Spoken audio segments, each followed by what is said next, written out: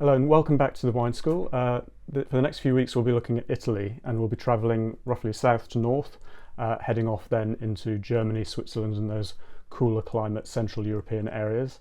And today we're kicking off with Sardinia and Sicily. Now Italy as a whole, I would argue, more so than any other country, even France, food and wine are inextricably linked, and there's more diversity throughout the whole of Italy than I think any other country, mainly because if you look at it from south to north, it is a huge area with a huge range of different geographical and climatic variations. Italy's main virtue is its huge range of indigenous grape varieties. I think there's over 4,000 of them. Many of them, though, when you whittle it down a little bit, turn out to be the same grape variety, just with a different local name. There's lots of families of grapes where there's slightly different clonal variation. The most famous are Sangiovese, Moscato and Malvasia. There's lots of different names and clones of these grape varieties. Sangiovese in particular is the most famously diverse one. It has about 30 different names throughout Italy. Brunello, as in Brunello di Montalcino, PrugnoloGentile, loads of them. It's really, really confusing. The wine laws in Italy are divided into four main areas. There's Vino da Tavola, which is just table wine, the most basic appellation. IGT, Indicazione Geografica Tipica. This is just above Vino da Tavola, and it was created quite recently in the 90s, mainly at the behest of the Super Tuscan producers. Lots of people were playing outside the DOC rules and wanted to do something a bit different, use non-native varieties, so that's kind of what that designation is there for.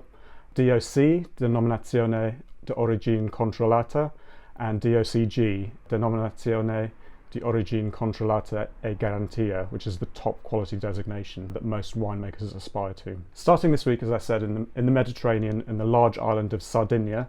This is home to some of the earliest recorded winemaking in the Mediterranean, going right back to the Etruscans, and there's lots of unique indigenous varieties found here that aren't actually found throughout the rest of Italy either. The principal varieties here are Cannonau for red wine and Vermentino for white. Lots of others, but they're the main two. They also have the DOC for the whole island. There's Vermentino di Sardegna and Cannonau di Sardegna, which is probably the two you will have heard of, as well as lots of other little sub-regions. Vermentino is actually better known from here and across Italy than anywhere else. It's actually found in France as well. It's found its way into South France, sort of via Corsica from this region. And in France it's called by the rather uninspiring name of Rolle.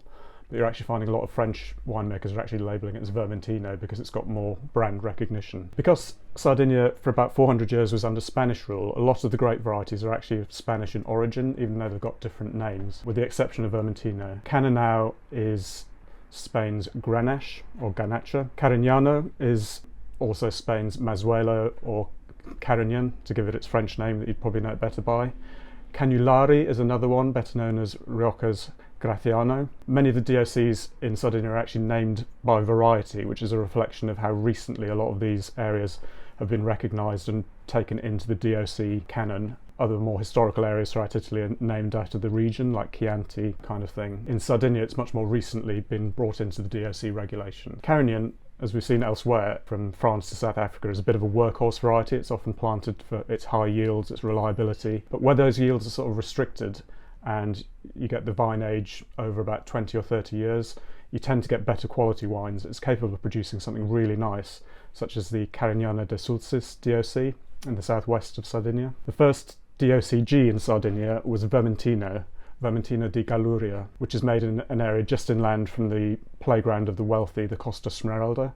And I always think that it's possibly more its proximity to that area that has drawn the wine up, producing something of a better quality for an emerging market than anything else. I think you often find that in most areas, particularly agricultural areas, there's no real incentive to make the wine better than it is. There's no financial incentive, certainly, for something that is, at the end of the day, an agricultural product. The one I've chosen to represent Sardinia is very typical. It's this Vermentino di Sardinia from Parpinello, who also make a very good Cannonau, if you want to try a Grenache as well from Sardinia. It's got lovely lemony fruit, quite nutty. There's a lovely freshness to it as well.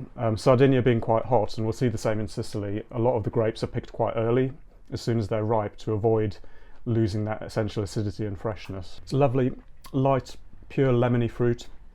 Lots of acidity, again, from being picked quite early. A little bit of nuttiness. It's really lovely, a slight bitterness on the finish as well.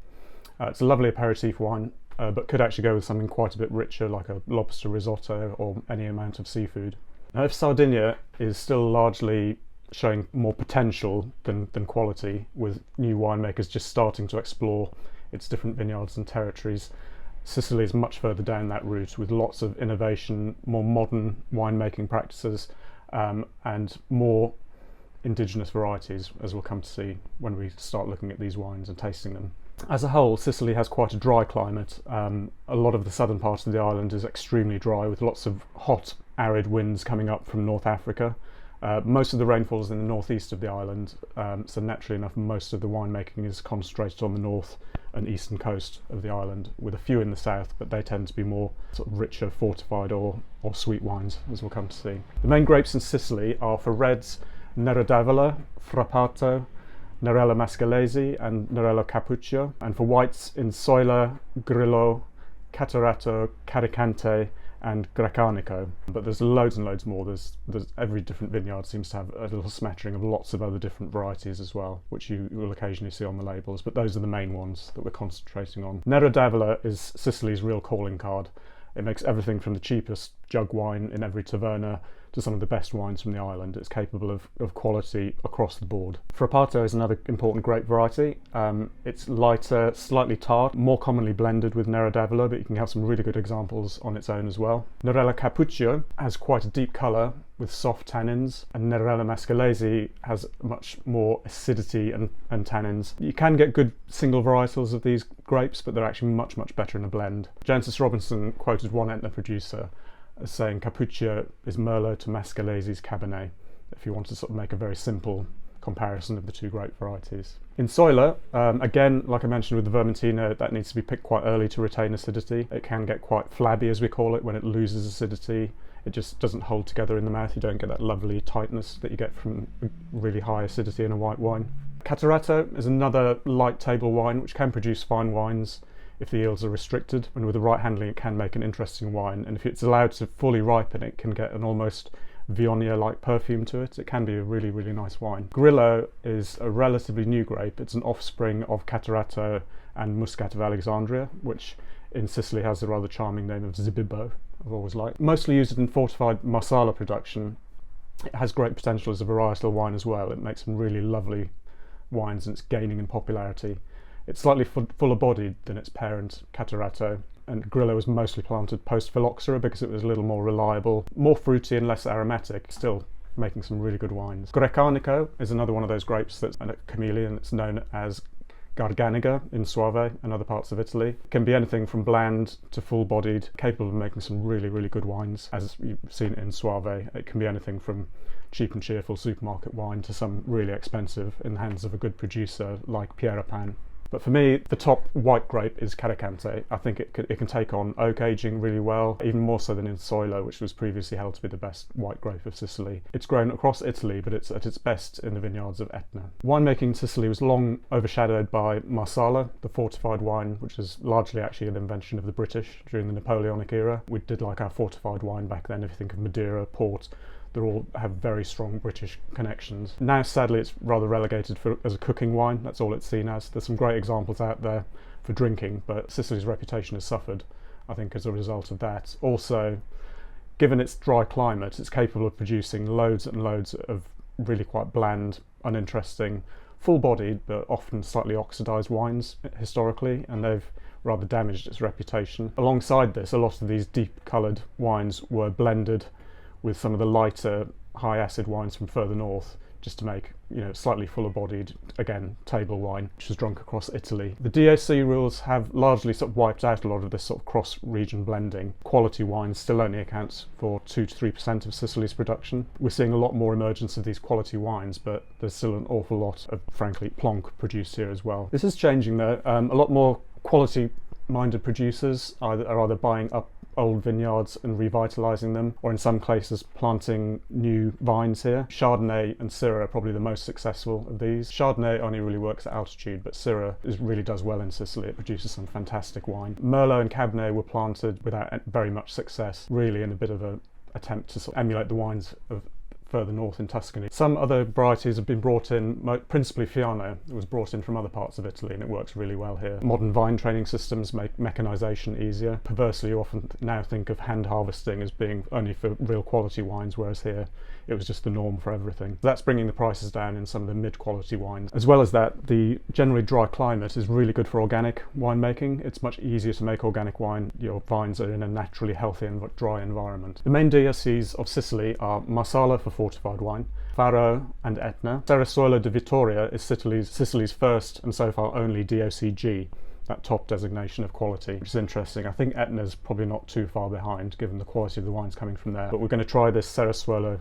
This is a blend of Nero d'Avola and Frappato. I've got it lightly chilled here actually. I think it works really well, particularly if you're having it in Sicily rather than a cold winter's day in Britain. It's lovely and light and fresh on the nose. Lots of red currant fruit, all those sort of light, a bit of strawberry. Bags of acidity. Low tannins, but there are tannins there. There are a little bit of powdery tannins on the finish. Really good, lovely fresh wine. A lot of Italian wines, particularly from further south, tend to go for big, bold, fruity flavours, and it's nice to see something with Nero d'Avola in it. It has this lovely lightness of touch. It would be lovely with roast pork or vegetable dishes, salad, that kind of thing. The dominant feature of the eastern part of Sicily is Mount Etna, very much still active volcano.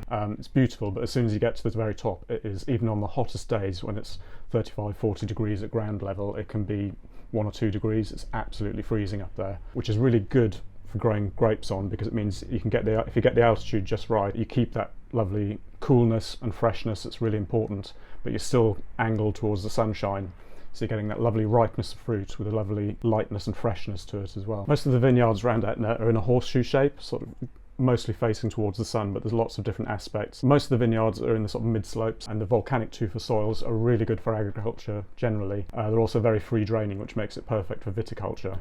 One of the things that people often say about Etna is it's the Burgundy of the south. We always refer back to classic French wine regions, and it can be seen as a bit of lazy stereotyping, but these are the wines, Bordeaux and Burgundy, that most serious wine drinkers are most familiar with. Tasting and exploring wines all about making connections. So yes, it's a useful connection to make that the Burgundy of the south, but when you taste the wine, it's useful to put it in its own context. So the place is 1,000 metres up on the side of an active volcano. Grapes here, the ones I mentioned before, Nerello Mascalese, Nerello Cappuccio. The altitude and the temperature and the sun all combine to make this wine what it is. Very light. If you hold it against a white background, you can see right through it. This is a very light coloured wine, not a lot of tannins in here. Lovely fragrance to it. Again, you think of Sicily as being sort of a warm-blooded, full-bodied wine sort of country, and it's not. It has that lovely lightness of touch as well. Lovely sour cherry finish to it. Lovely crisp, almost, acidity. It's almost like, if you couldn't see the colour of this, you could think this is a white wine. Lovely purity of fruit, red currant, cherry, a little bit of florality as well. Yes, there's a resemblance to red Burgundy, but this is very much its own wine from its own place. The whites of Etna also have very much a resemblance to white Burgundy. Some of them are made from Chardonnay and Fiano, another imported variety. Planeta makes some really good examples, but I think Caricante, as I mentioned before, is some of the best whites from this area. The Chardonnay from Planeta, I think it's great wine, but it could be Chardonnay from anywhere, from Napa, Merceau. And although it is a good wine, for me it's not that interesting. It could be from anywhere. I think these indigenous varieties show so much more interest and diversity and are worth retaining. Not everything needs to be authentic or indigenous, but for me it's more interesting when it is. There's a lot of sweet wines made across Sicily. Many of them have DOCs, but they're really declining in popularity even within Italy and Sicily. It's a shame. There's very few of them we see over here. The most famous one is actually not from Sicily itself. There's a tiny island called Pantalaira, which is sort of halfway between Sicily and Tunisia. If you think of those drying winds I talked about coming from Africa, they're even more emphasised here on this little island. It does make some dry muscat, Moscato de Pantalaira, but it's the air-dried Passito de Pantalaira that the island's really famous for, and it's a wine you do actually see over here. In spite of most of these air-dried Moscatos declining in popularity, this is one that's a real success story, and hopefully it will help gain traction and revitalise some of the other DOCs, and we'll see more of them. On the southeast of the island itself, Noto is the other DOC, and this is for Moscato Bianco again. It's the only other one that you may have vaguely heard of, and the Moscato clone here is actually unique to the area. It's sort of developed and adapted to this specific area, and again it just makes it that little bit more special when it's completely unique to that region. Overall, the wines of Sicily have a great deal of diversity, and they are recognisably Sicilian as opposed to the rest of Italy. I think they've got their own specific identity, and I think it's great that Chardonnay and Syrah were planted and used to help put Sicily back on the map. I think their own varieties are so much more exciting and have so much more interest, and the old vines in particular are well worth holding on to. Next time we're going to cross the gap of the sea to look at southern Italy, starting off in the toe of the Italian boot, Calabria, and working our way up from there. So till next time, thank you.